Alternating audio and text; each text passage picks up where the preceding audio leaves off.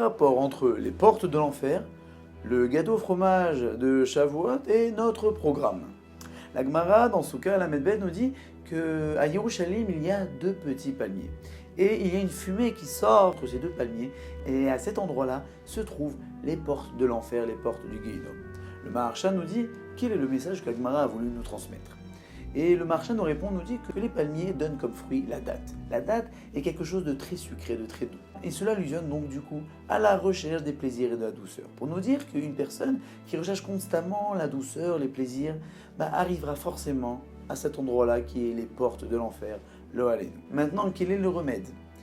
C'est le gâteau au fromage de Shavuot. Pourquoi? Nous avons l'habitude de prendre des produits lactés lors de Shavuot, lors de la fête du don de la Torah. Mais quel rapport entre le don de la Torah et le gâteau au fromage ou les produits lactés?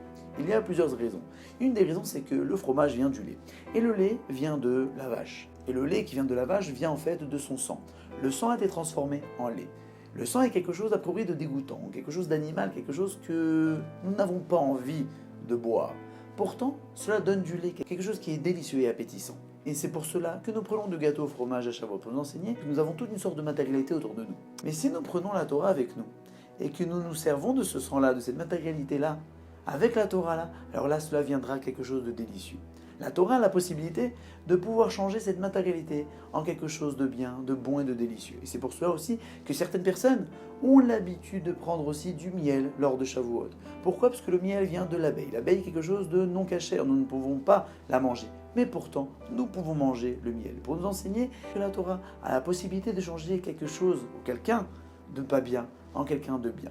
Et non pour éviter de se retrouver avec la recherche des plaisirs dans les portes de l'enfer, nous prenons le gâteau au fromage pour nous signaler que Dieu nous a donné la Torah, nous a donné les clés et le mode d'emploi du monde pour savoir transformer tout ce qui est autour de nous, pour nous en servir en tant que moyen et non pas but. C'est un peu comme si je peux me permettre de comparer cela à Mario. C'est comme si que Mario allait chercher le champignon dans tous ses niveaux. Mais non, le champignon n'est pas une recherche en soi, c'est un moyen pour arriver à la fin. Et donc cela est le lien entre les portes de l'enfer que nous devons éviter grâce au gâteau au fromage afin de vivre selon la Gemara et selon la Torah.